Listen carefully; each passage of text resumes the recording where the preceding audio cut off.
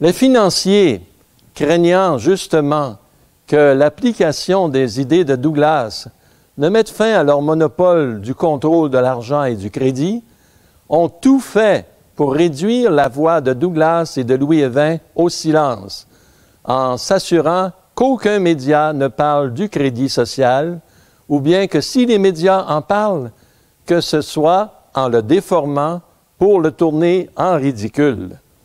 Les financiers réussirent à en tromper plusieurs, en allant même jusqu'à créer un parti du crédit social pour faire faussement croire à la population que le seul moyen d'obtenir l'application des principes du crédit social était de voter pour un parti portant ce nom, alors qu'en réalité, cela ne servait qu'à fermer l'esprit des gens à cette idée. Et pour ajouter à la confusion, on a maintenant en Chine communiste un système d'espionnage et de délation qu'ils appellent aussi crédit social, mais qui n'a rien à voir avec le crédit social de Douglas et Louis Évin. Pour obtenir l'application du crédit social ou démocratie économique, point n'est besoin d'envoyer des députés d'un parti politique en particulier au Parlement. Douglas et Louis Évin expliquent que la vraie démocratie, c'est que les élus, peu importe leur parti, expriment la volonté du peuple. Donc, ce qu'il faut, c'est l'éducation du peuple. Si la solution n'est connue que par le dirigeant de la nation, il suffit d'éliminer cette personne et on n'entend plus parler de la solution. Mais si la solution est connue par une multitude d'hommes et de femmes, on ne peut pas tous les tuer. En d'autres mots, on peut tuer une personne ou un président, que ce soit Lincoln aux États-Unis ou Thomas Sankara au Burkina Faso. Mais on ne peut pas tuer une idée, surtout quand cette idée est répandue dans la tête de millions de gens. Ce qui fait la force des financiers, c'est l'ignorance du peuple. Dans la Bible, le prophète Osée déclare, chapitre 4, verset 6, « Mon peuple se meurt par manque de connaissance. » Et on connaît aussi ces paroles de Jésus dans le Nouveau Testament. « La vérité vous rendra libre. » Pour s'assurer que le message authentique du crédit social puisse atteindre la population, et surtout parce que son cœur était rempli d'une grande charité envers son prochain, Louis Évin alla jusqu'à quitter son emploi en plein milieu de la crise économique en 1935 pour fonder son propre journal Vers demain et donner tout son temps et tout son être à la cause de la justice, se faisant littéralement pèlerin sur les routes du pays pour faire connaître à ses frères et sœurs la grande lumière du crédit social, son exemple et son dévouement entraînant d'autres apôtres à sa suite. Louis Évin n'était pas seulement un génie, mais aussi un apôtre incomparable. Et c'est pour cela que le mouvement qu'il a fondé a su passer à travers toutes les persécutions imaginables, le don de soi étant plus fort que tous les millions de dollars des banquiers. Il n'y a pas de plus grand amour que de donner sa vie pour ceux qu'on aime, est-il écrit dans l'Évangile. Et c'est réellement ce que Louis Évin a mis en pratique. Il n'a pas seulement prêché la charité et la justice, mais il a aussi vécu ce qu'il a prêché. Les papes ont dit que le changement des structures économiques ne s'obtiendra que par l'éducation et l'apostolat, par le don de soi et les sacrifices consentis par amour pour le prochain. Et c'est exactement la formule que Louis Évin a mise de l'avant avec son œuvre des pèlerins de Saint-Michel. Saint Jean-Paul II écrivait dans son encyclique Sollicitudo Rei Socialis, au paragraphe 38, je cite, « Ces attitudes et ces structures de péché ne peuvent être vaincues, bien entendu, avec l'aide de la grâce divine, que par une attitude diamétralement opposée. se dépenser pour le bien du prochain. Fin de la citation. Jean-Paul II parle de la nécessité de la grâce divine dans ce combat pour la justice. Et c'est ce que Louis XX a compris depuis le début. Pas de justice possible sans Dieu. D'ailleurs, le crédit social est plus qu'une simple réforme monétaire. C'est un système basé sur l'ordre voulu par Dieu pour la société.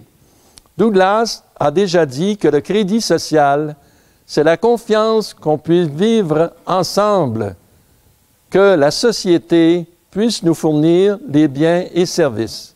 Autrement dit, c'est la confiance qu'on ne se fera pas tirer sur la rue, qu'on ne se fera pas voler par son voisin, etc. Si les 10 commandements de Dieu ne sont pas respectés, pas d'ordre ni de vie possible dans la société. Mais l'aide divine est surtout nécessaire quand on sait que le but réel des financiers, c'est l'établissement d'un gouvernement mondial qui comprend la destruction du christianisme et de la famille, et que les promoteurs de ce nouvel ordre mondial sont en fait menés par Satan lui-même, dont le seul objectif est la perte des âmes. Louis XX écrivait aussi ce qui suit en 1973. Patriotes, les pèlerins de Saint-Michel le sont, oui, et ils désirent aussi ardemment que quiconque un régime d'ordre et de justice, de paix, de pain et de joie pour toutes les familles de leur pays. Mais, catholiques aussi, ils savent très bien que l'ordre, la paix et la joie sont incompatibles avec le rejet de Dieu, la violation de ses commandements, le reniement de la foi, la paganisation de la vie, le scandale d'enfants dans des écoles où les parents sont par loi contraints de les envoyer. Les pèlerins de Saint-Michel, comptant sur l'aide des puissances célestes, ont juré de mettre en œuvre toutes les forces physiques et morales, tous les instruments de propagande et d'éducation dont ils disposent pour remplacer le royaume de Satan par le royaume de l'Immaculée et de Jésus-Christ. Dans un engagement contre la dictature financière, on n'a pas seulement affaire à des puissances terrestres. Tout comme la dictature communiste, tout comme la puissante organisation de la franc-maçonnerie, la dictature financière est sous les ordres de Satan. Les simples armes humaines n'en viendront pas à bout. Il y faut les armes choisies et recommandées par celle qui vainc toutes les hérésies, par celle qui doit écraser définitivement la tête de Satan, par celle qui a déclaré elle-même à Fatima que son cœur immaculé triomphera finalement, la Vierge Marie.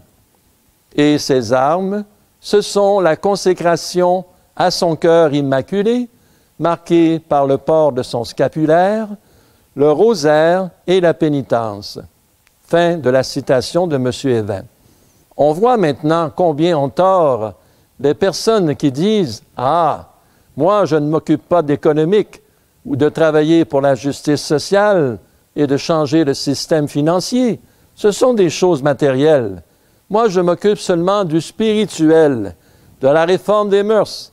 Je prie le petit Jésus et cela est bien suffisant. » Prier est certainement nécessaire, sûrement, mais s'il y a le grand commandement de l'amour de Dieu, il y a aussi celui de l'amour du prochain. L'un ne va pas sans l'autre. On ne doit pas opposer l'un à l'autre. D'autant plus que dans notre frère qui souffre, c'est Jésus lui-même qui souffre.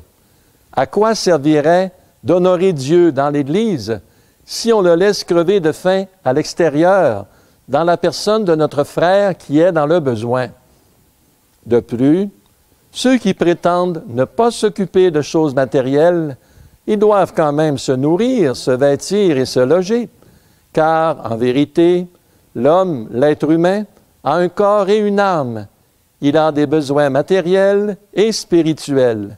Il faut donc s'occuper des deux domaines, la réforme des cœurs et celle des institutions. Pourquoi opposer l'un à l'autre?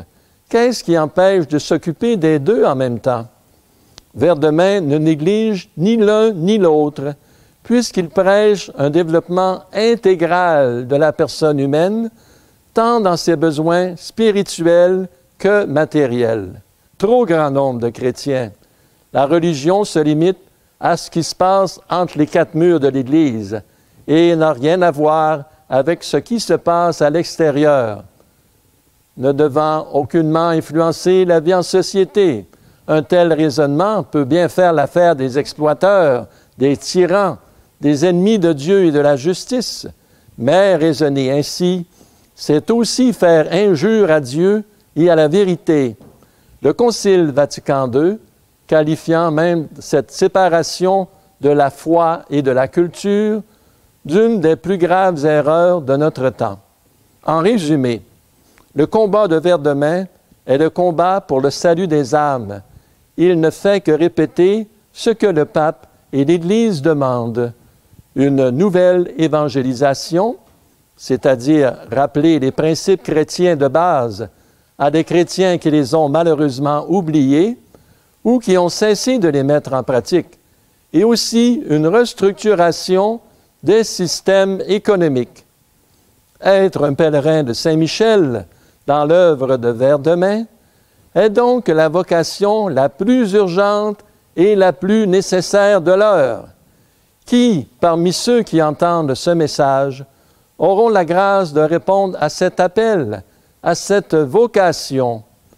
Quelle est donc grande et importante l'œuvre de Louis Évin?